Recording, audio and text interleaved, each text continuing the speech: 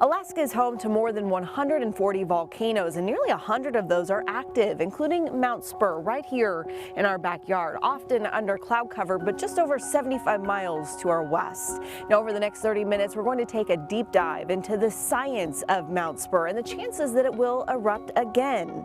We'll look at what we've learned from past eruptions and the new tools we have to better predict the next one.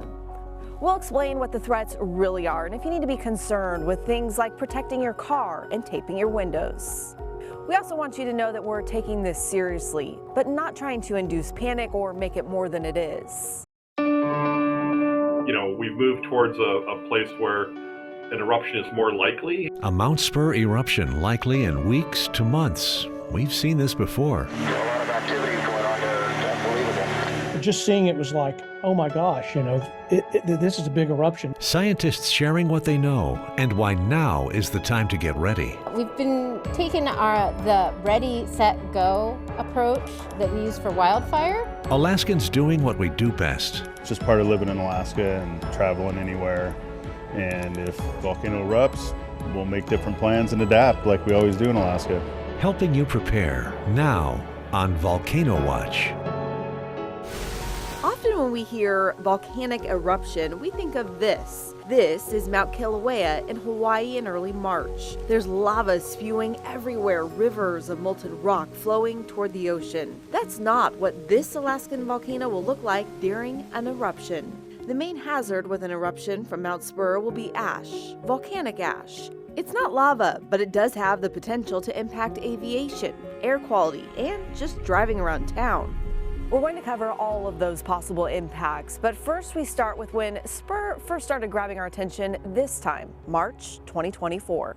3D perspective, here's Crater Peak. Spurr is constantly being monitored with sophisticated equipment. Everything from seismometers to infrared sound, cameras, and GPS. The Alaska Volcano Observatory and USGS are watching for earthquakes, movement, or changes, all of which could be a sign of new magma coming up from deep inside the earth, causing pressure to build, leading to a possible eruption of volcanic ash.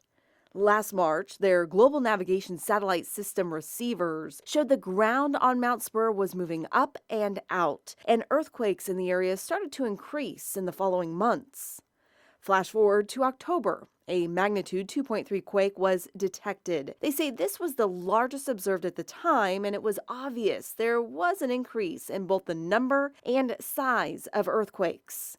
This prompted the AVO to raise the alert level to an advisory, but an eruption was still far from certain at this point. Sometimes there can be a buildup of magma beneath the volcano, but it doesn't have enough magma to ultimately proceed all the way and produce a volcanic eruption. In the coming weeks and months, the earthquake activity increased. Steam was seen rising from the summit. The crater lake that formed earlier in the year was growing, but there was still no increase in the gas emissions from Spurr, meaning the chances of an eruption hadn't changed either.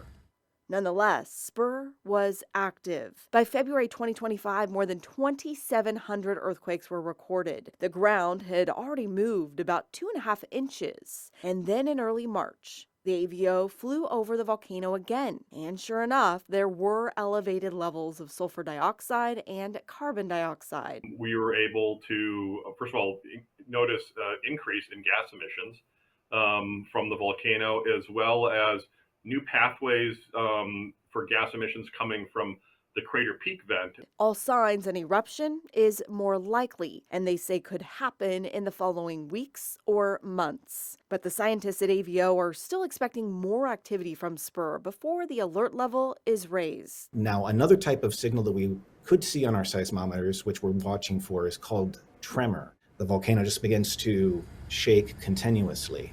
And so that type of signal, if we saw that, we haven't yet, that would be another indicator. A natural warning signal that would likely lead to an actual one. Spur's history has given scientists a sort of playbook to go off of. It has a long timeline, and by long I mean eruptions dating back more than 10,000 years, which have been studied and cataloged by the Alaska Volcano Observatory. But just in the past 72 years, we've seen Spurr put on a show 4 different times, and each event has taught geologists what to prepare for in the future.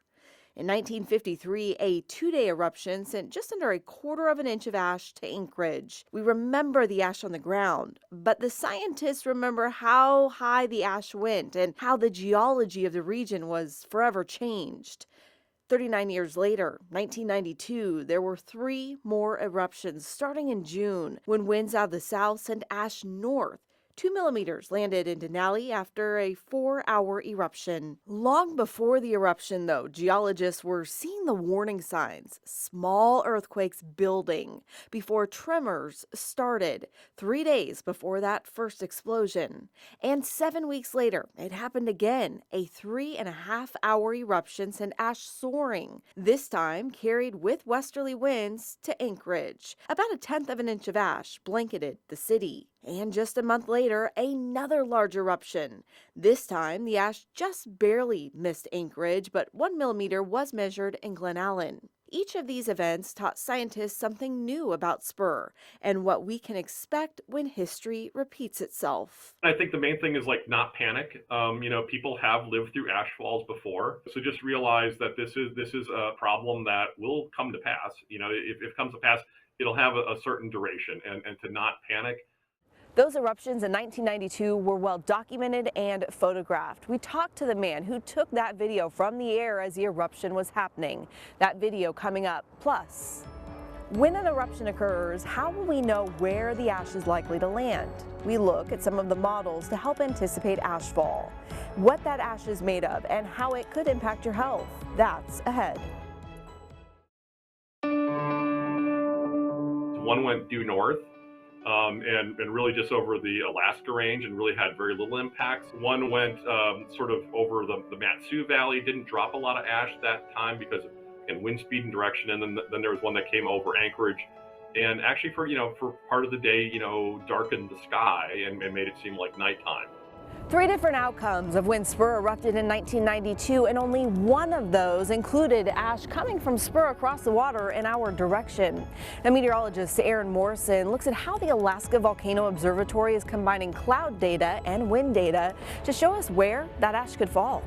If and when a possible eruption from Mount Spurr happens, there's a variety of products available to us as well as the public to let you know just what to expect when and if that eruption does occur. Now, you can find that information at the Alaska Volcano Observatory. You have to go to the Mount Spurr section and scroll down to where it says Ashfall Forecast Model Output. Now, this is one of the models available to us. You can find a variety of information from the deposit of the thickness with that ashfall as well as the trajectory forecast. Now, when it comes to volcanoes, one of the key things to watch is winds in the upper levels of the atmosphere, as that's going to be a big driver in what to expect where that ashfall is going to occur. One important thing to note, this is a hypothetical model we use as a guidance, but if it were to occur today, you can see that southerly flow pushing that ash plume off towards the north. So this is something we're certainly going to continue to watch when and if the possible eruption of Mount Spurr occurs. During an actual eruption, what we will do is to update that model with the observations of the start time and the altitude. And that data will be on our website. And most importantly, it goes to the National Weather Service Anchorage Forecast Office, and they will use that model guidance to put out their products on, for ashfall warnings on the community. One of the primary impacts during a volcanic eruption is to aircraft and air travel. Those ash cloud models will help keep planes safe. Drifting ash clouds can cause significant damage to airplane engines and navigation systems, and airport closures, flight delays, and cancellations are expected if Mount Spurr does erupt. When the volcano erupted in 1992, the Anchorage airport was closed for 20 hours. A team of meteorologists from the National Weather Service Aviation Unit will be the ones to track the ash and issue any ash cloud advisories or warnings if the eruption occurs. Still ahead, when you see what ash is made of, it really makes you think how to protect yourself and your loved ones. Plus, some practical ideas on how you can prepare your home and vehicle if ash is carried in your direction.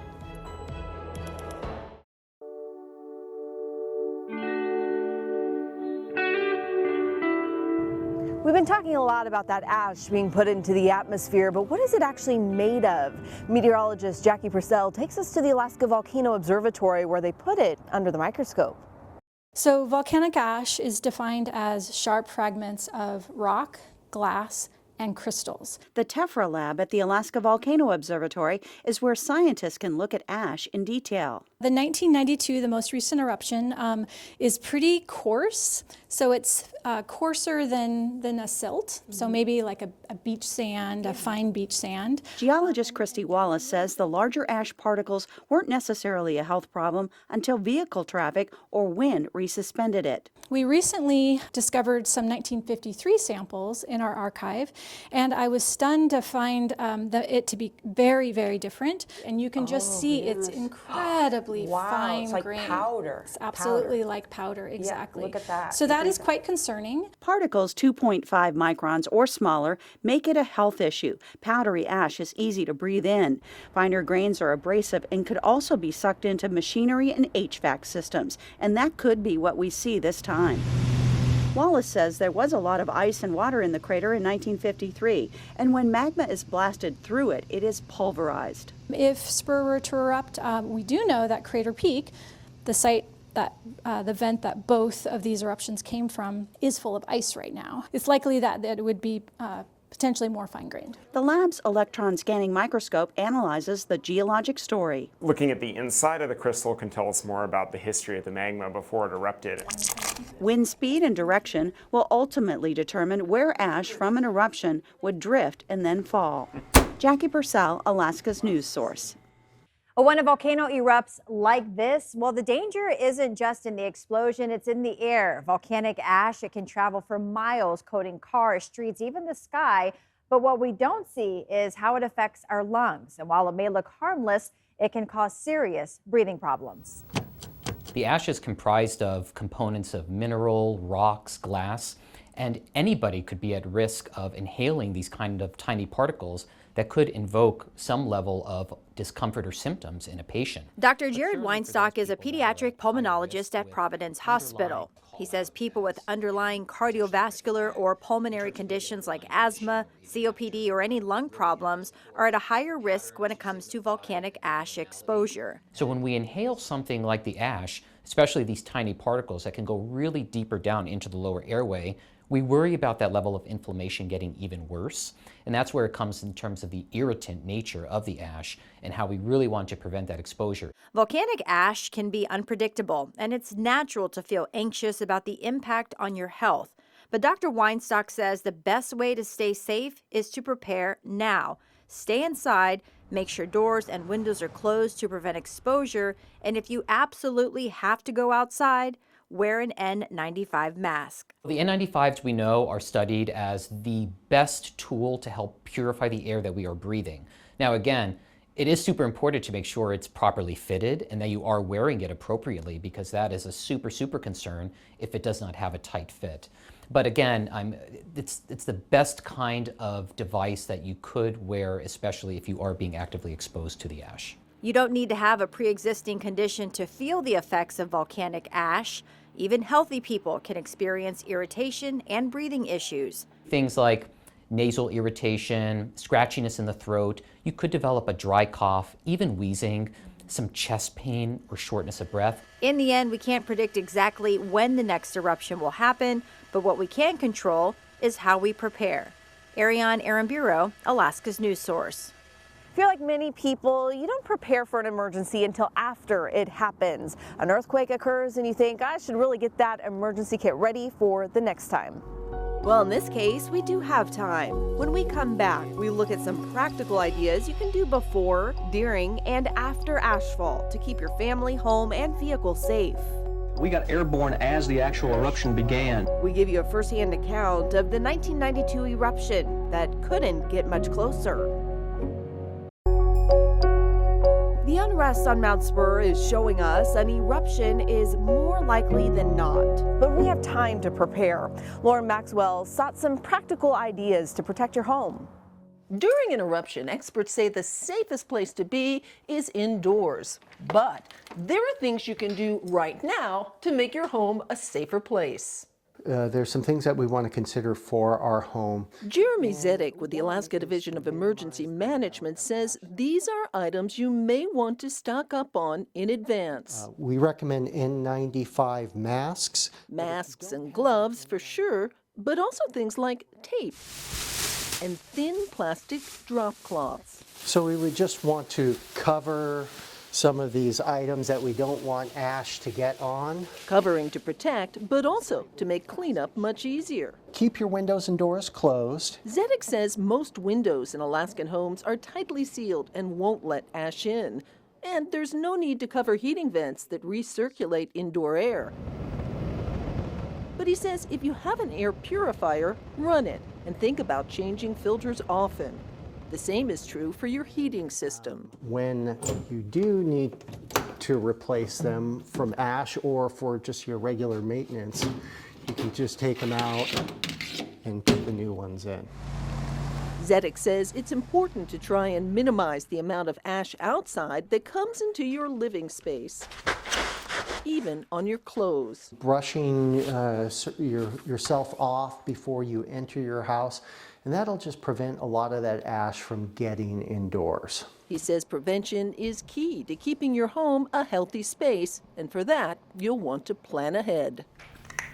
And don't forget your pets. Keep your animals inside as much as possible during and shortly after ashfall. If your pet has ash on its fur, brush it off before bringing them back into the house. And be prepared to rinse or wash your pets to get that irritating ash off their skin. The hope is many Alaskans will be able to stay home during the ashfall, but the ash doesn't just disappear. It will linger on the roads and could cause problems for your vehicle for days or weeks following the eruption. Investigative reporter Johnson Kuhn talked with the fleet manager of DOT to get some practical tips on how you can prepare your car and some things you should avoid. The ash is real gritty. It will scratch your paints and finishes and ruin them in a heartbeat. DOT's State Equipment Fleet Foreman Jesse Rivera says for that reason it's never a good idea to wipe the ash off your car, but rather rely on an ample water supply. It will scratch the windshields, it will destroy the wiper blades, so we're just trying to get it out there. Use a wet method before you have to turn the wipers on. Use the squirt bottle on the initial one, and then throughout your driving you can use the washer fluid. So this is the air filter. As for air filters, he says they should be changed several times after an eruption. We're going to probably be looking at these about every other day, about every 10 hours. He says while covering air filters with a pair of pantyhose can help, some filters, such as the ones in state trooper vehicles, won't work due to the material. In cases like that, he recommends relying on your vehicle's recirculation feature instead. Lastly, Rivera says that driving in heavy ash will degrade the oil by 50%, making oil changes especially crucial. If your service intervals are a 5,000 mile, if you're driving in ash, it's now 2,500 miles because it will get in there and it just degrades the oil. Johnson Kuhn, Alaska's news source. There's been a lot of talk about this possible volcano eruption, and it can be scary for both adults and children. Experts say parents shouldn't hesitate to talk to their children about natural disasters. Instead, ask them about their fears and provide them with facts. Involving children in your preparedness plans can help ease their worries too. When we can say, let's get everybody's preparedness bags together, if that's what your family chooses to do, that's a great way to help keep them centered and calm and feel safe. And then if it does happen, involving them in it, say, yep, it happened, and look, we're prepared, we're ready for it. And this is how we're going to care for you in our community. Stratman recommends telling your children where emergency supplies are located ahead of time. She also says to come up with a list of indoor activities to keep kids preoccupied in case of ashfall. Now, if an eruption happens during the school day, our local school districts have plans for how they will respond. You can find all of that information on our website. Coming up next. It was a roiling, boiling type of expanding cloud. He was there and had an up-close view of the August 1992 eruption.